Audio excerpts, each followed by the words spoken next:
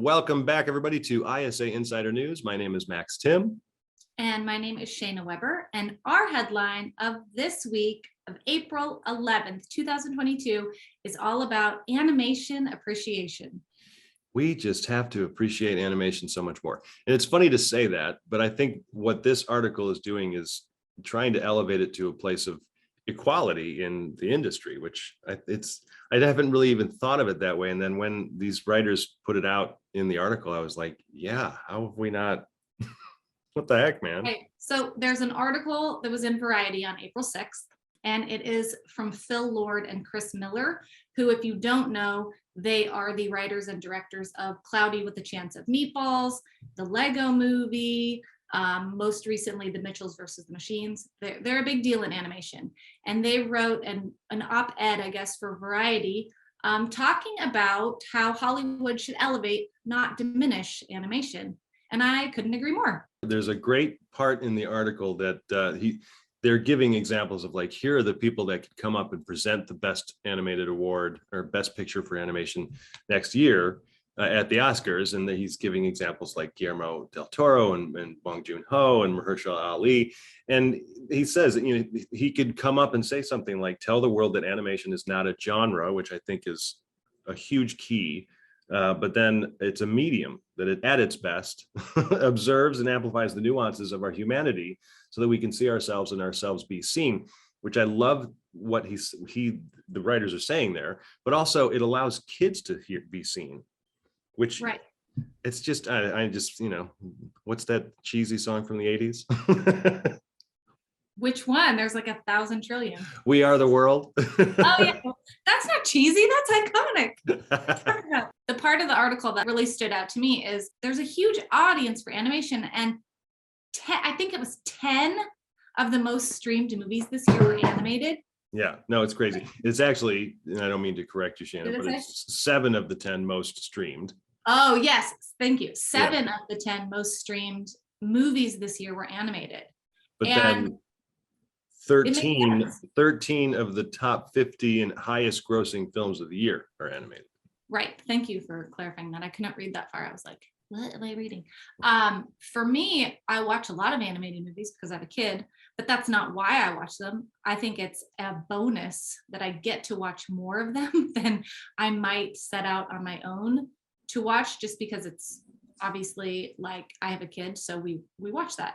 But they're generally probably my more favorite movies, just because the message that they send, they always are there to make you feel good, learn something, change how you view something in the world, and so well written. Like, they have to be so well written.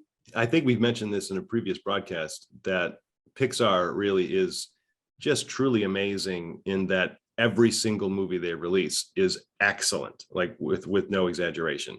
And so they have to live up to that every time. At the same time, there are fewer animated features that are released every year, so you don't have room to be less than. You're a parent. I'm sure you watched some animated movies where you're just like, this isn't the greatest thing I've ever seen.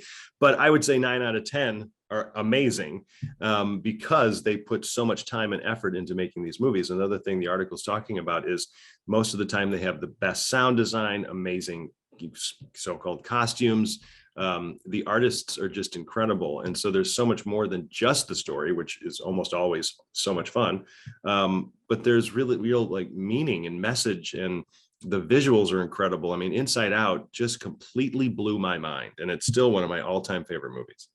I would agree on that. When I first heard about Inside Out, I was like, feelings, like, what? How are you going to do that? And then I was like, wait, how did they do that? I mean, they just did it. just thinking about joy and sadness and how you need both, it like gives me goosebumps even now. I just got chills. Yeah, it's just so wonderful. It's so wonderful. So we highly suggest reading this article because it's inspiring, but it's also some interesting, viewpoints into the industry. And if you have an idea that maybe it could be better served as an animated feature or an animated series, consider what it might look like and what you would have to do to the story to maybe bring it down to a level for a younger audience. I don't mean a level of less than, in terms of quality. It's technically the quality has to be even better, because one point of the article is that a huge percentage of the theatrical audience for mainstream animated movies made up of adults unaccompanied by children. So you're not just talking down to kids, you're actually allowing the children to be learning right alongside the adults. And that's really, it's special. Yeah, and especially in television recently, there has been this huge upswing of kids shows for preschool, kindergarten age. There's a couple that are on the air right now that are so good that I get teary-eyed watching them, because they're also for the adults. There's a show called Bluey, which is amazing. And there's another show on Netflix called Cory, Carson, which it seems silly, but it's about this little car family. And it's so touching just to adults. I find myself getting choked up over and over and over. And I think that it is being elevated to a place where it's not, it's not like Tom and Jerry where a mouse and a cat are running around just like boofing each other. We say boofa, hitting each other and like hurting each other.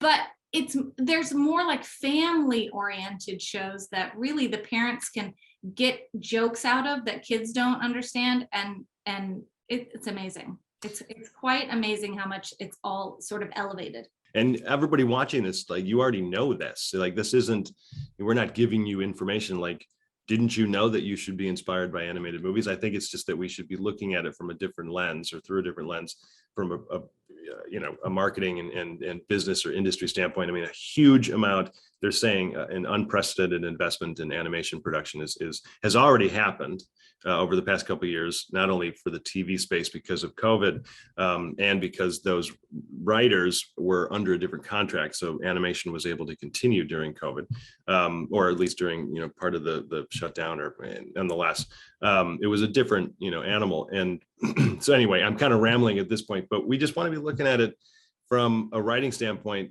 in a way where you wouldn't be limiting yourself if you were to be changing some of your ideas into animation. It's just something to think about. And it's just about shifting the way that you're thinking about animation in terms of, oh, that's for kids. It's not for kids. And those writers, those creators, those artists, all the people that work on animated films are no different than people that work in live action. In some instances, it's harder than making a live action film, and they should be receiving the same amount of credit, money, all of that live action contemporaries, receive. So there's a hashtag that they put in the article, which is New Deal for Animation with the number 4. So I believe they're trying to make that trend on Twitter. And I think that what we're trying to say is let's support all of our fellow creatives in the animation field and get them to the same level. Fellow creatives, we're all storytellers, man. So that's our top headline for the week. Let's move into this week in ISA Insider. And actually, if you're watching this on the ISA's Pro Tips page, or if you're looking at the ISA Insider, there's a tab that says Pro Tips. You can be watching videos there. If you're watching this on YouTube, leave a comment, ask a question. We'll answer that question in our next video. Yeah, we need some questions. Okay, so this article that I pulled from ISA Insider actually went along with the animation discussion we were just having.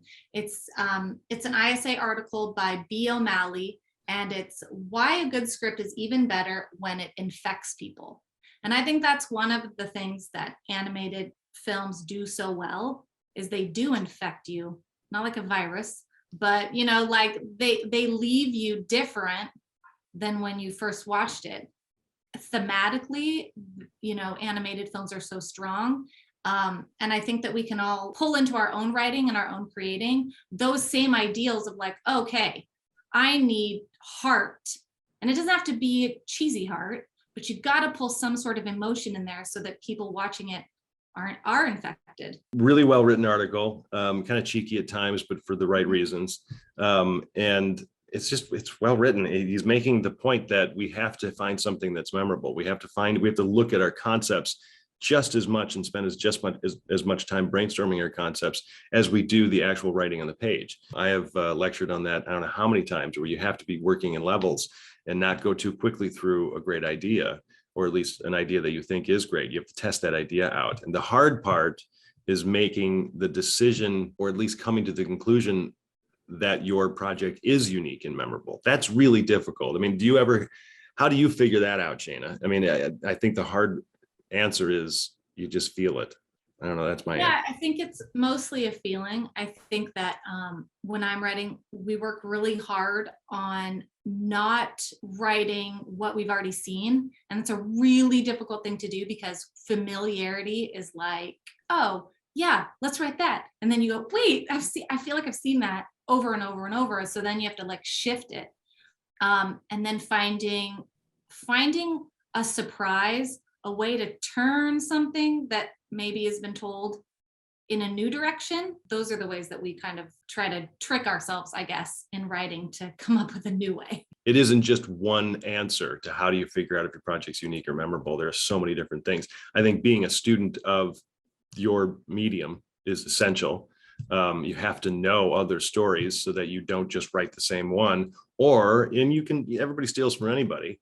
You can take elements of other projects and put it into one and go, what happens if we do all of this? I remember coming up through in just my screenwriting education from college all the way into the industry of looking at different components. Like we've seen a heist movie before. We've seen, a movie about football. And what can we do then what if we combine a heist that happens during the Super Bowl? And then suddenly you're like, actually, maybe that we haven't really seen that kind of thing. But then you start throwing elements on top. But kind of like you were saying, Shayna, is that you and your writing partner are just testing things out. You're putting new components in there to see, have we seen this version of this story before? My kind of go-to when I'm working with my writers is to have them consider type of character in a type of situation. And then see, how do those two blend? Does the character draw the uniqueness out of the situation? Does the situation draw the uniqueness out of the character? And that way you're dealing on both plot and emotion, as opposed to more often than not, when you come up with an idea, you're just thinking plot. And then, sadly, we start just writing to plot when you can't forget that there's emotion involved. Right. I think a good example of a place that is always tweaking the model is Hallmark, because they have it's a genre of holiday movie, but you can't go make two movies about the same kind of like coffee shop owner, so you got to switch it up and find some new way to show. And actually, I was just super excited because our friend of ISA, Anna White, who I just did a talk with a few weeks ago about writing holiday movies, she just scored a new movie with Amanda Klutz. So she's writing this great movie called Fit for Christmas, which makes sense. I haven't seen a fitness Christmas movie so great. So that is in deadline today.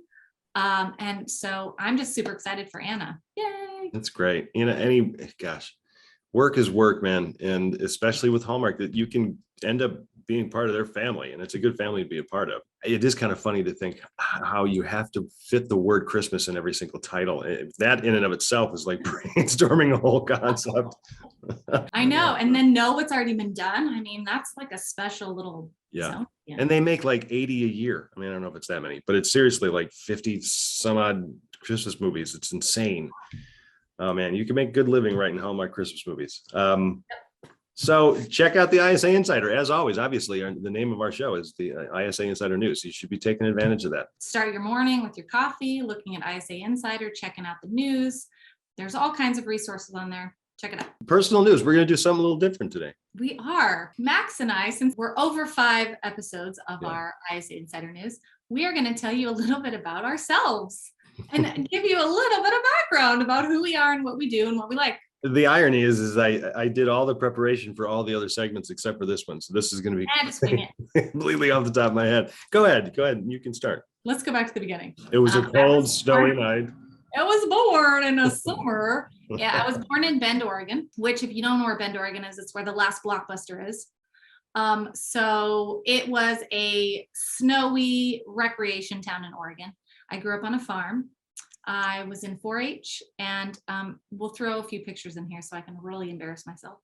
I did 4-H most of my childhood, which if you don't know what 4-H is, it's the people at the county fair who show the animals. What do So the I 4-H's stand for? It's like horticulture and, head, heart, hands, and health. oh, boy, I was way off. Horticulture. Um, my 4-H club was called Hawks, Hides, Hooves, and Hens, playing on the 4-H's. Okay. My parents were our 4-H leaders. So one day there's a script in there. So I also did gymnastics, and my first real writing experience was in, I believe it was 4th grade. I won runner-up to the state short story writing competition. Wait, how old were you? 4th grade? Yeah, it was 4th grade. It was like a grade school writing competition. And I got runner-up.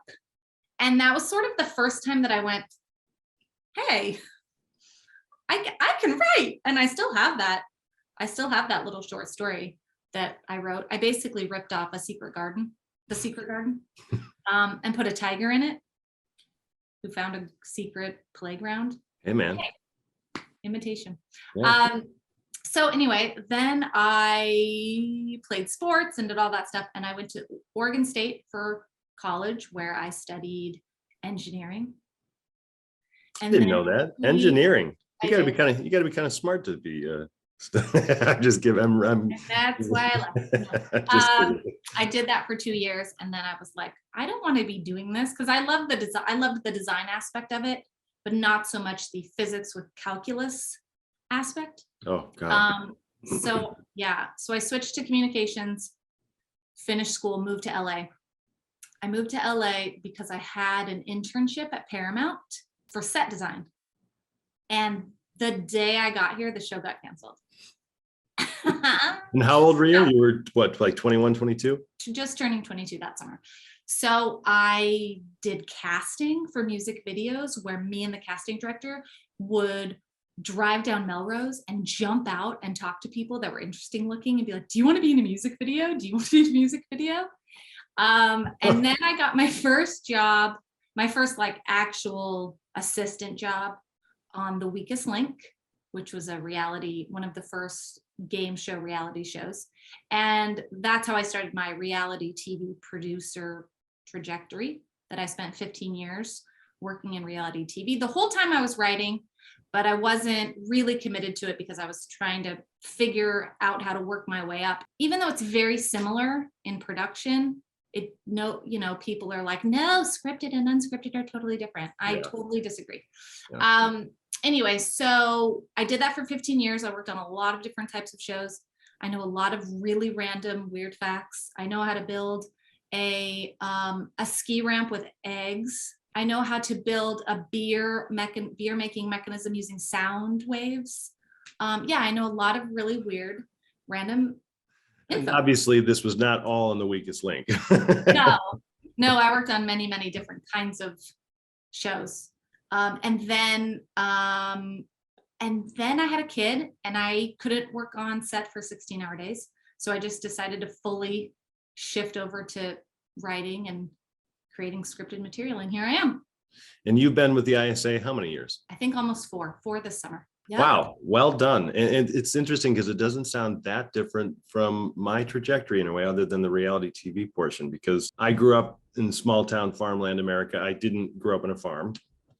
But the town that I'm currently in is the town that we lived in when we were born, or when I was born.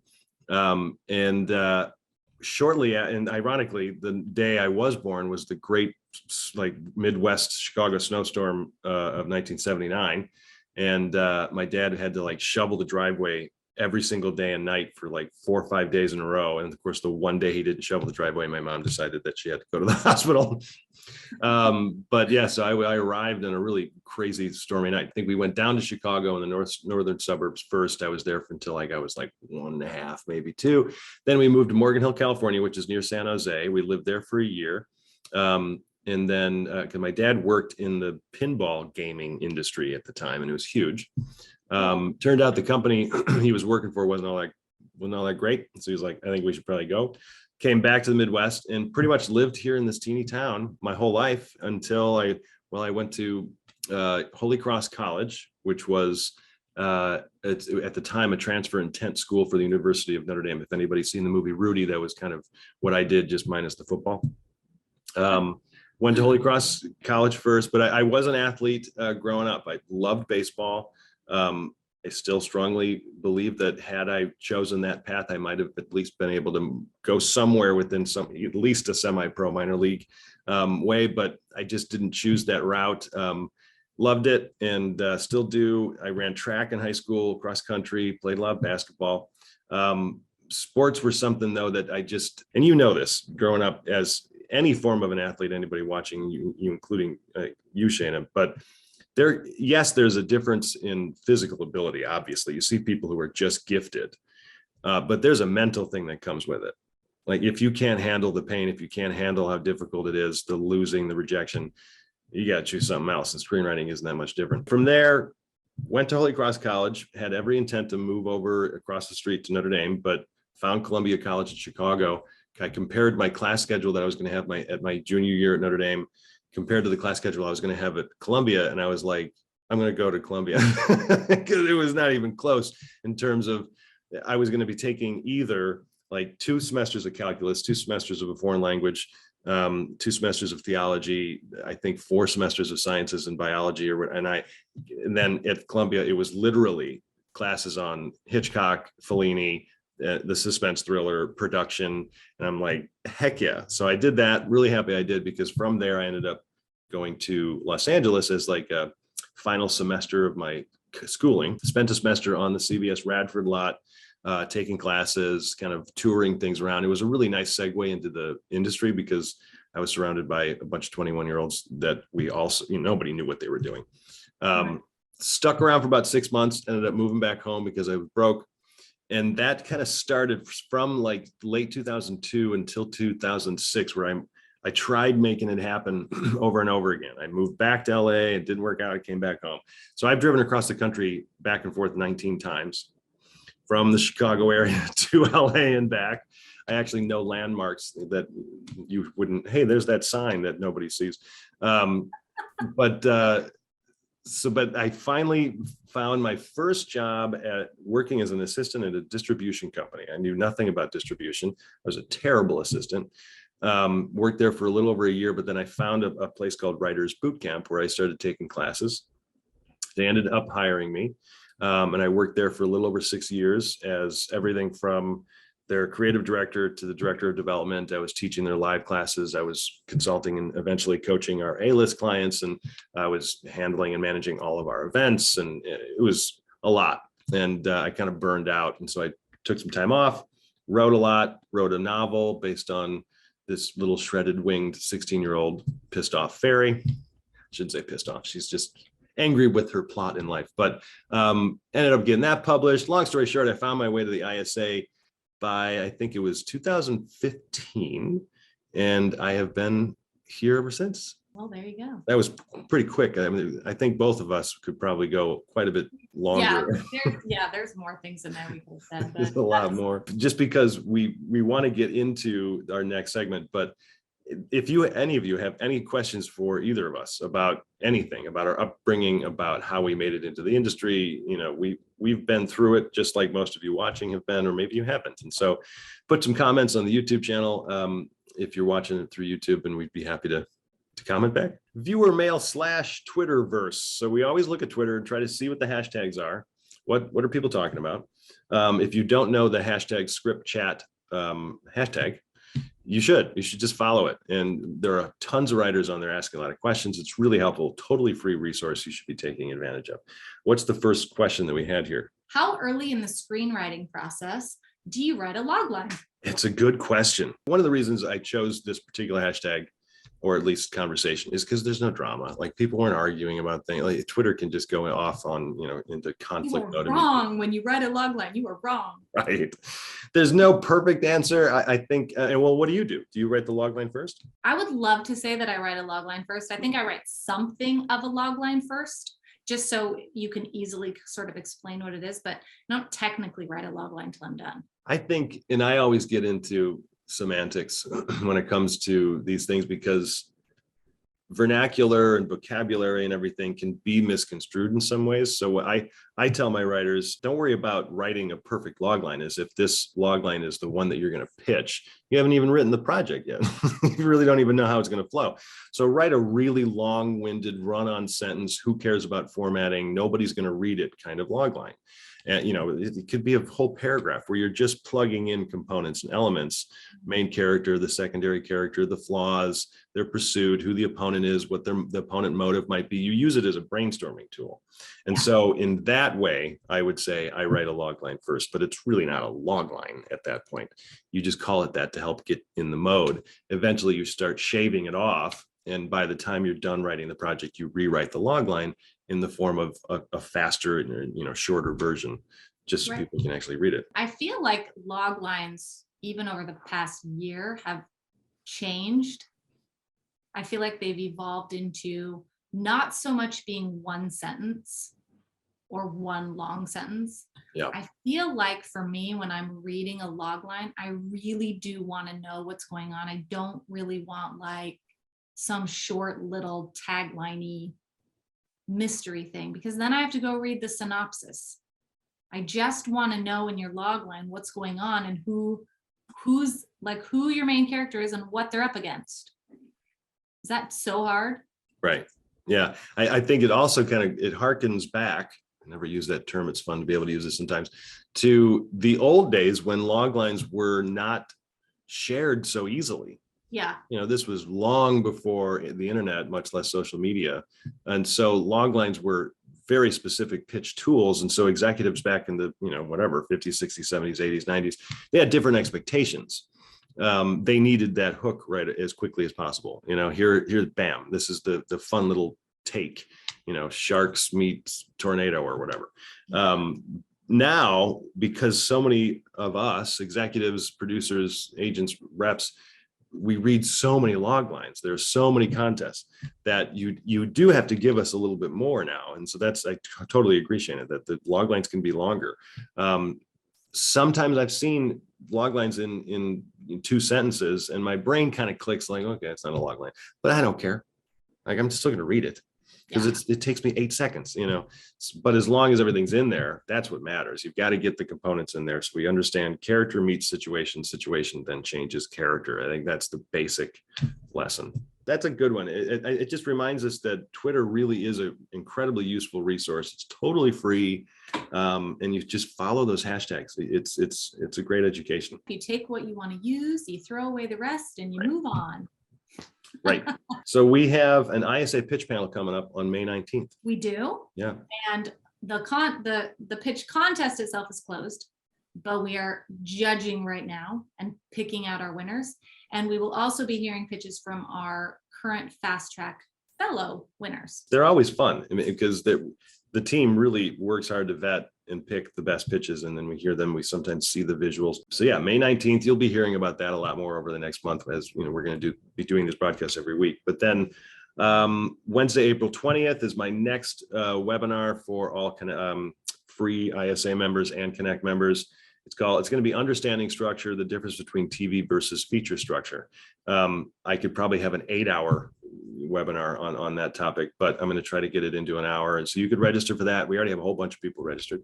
And I do those webinars every month. Yeah, go to our events page and make sure you register now, and then you'll get reminders as it gets closer, and put it on your calendar. And again, if you miss it, you can always watch it back later on. Where can we watch it back, Max? You'll be able to watch it on the Pro Tips page or YouTube. They are both there for about 2 weeks, I believe, maybe a week and a half, 2 weeks, for free to basic ISA members, free members.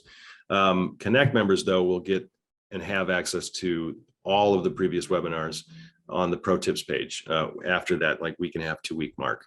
So if you're non-paying ISA member, you still have access to these webinars even after if you weren't able to attend. So they're still there. Let's move on to good news of the week. I love this one. Last night, there was an episode of The Simpsons where they did something brand new in 722 episodes.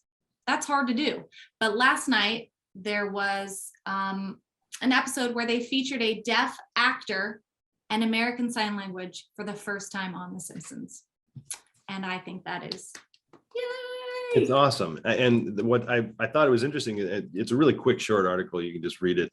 This is through the wrap on the ISA Insider, but they had been planning and writing the episode long before Coda was ever made, much less after winning the Best Picture nom. Some people, I'm going to be maybe a little harsh here. Some people in the world may think, oh, they're just trying to, fit little niches and they're trying to, be progressive. And it's like, yeah, I hate when people use that as some form of a complaint. Believe me, I've heard them, especially living in small town America.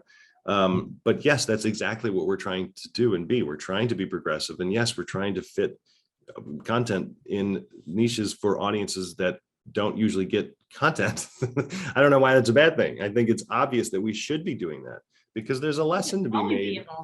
Yeah, we need to be opening our minds and hearts and just expanding our horizons, for crying out loud. And I think that's where we're lucky to be able to be in this industry that does that. Yeah, and on an animated show, that's cool. Yeah, I thought it was really funny that they consulted an ASL specialist about how the characters are going to sign with only 4 fingers.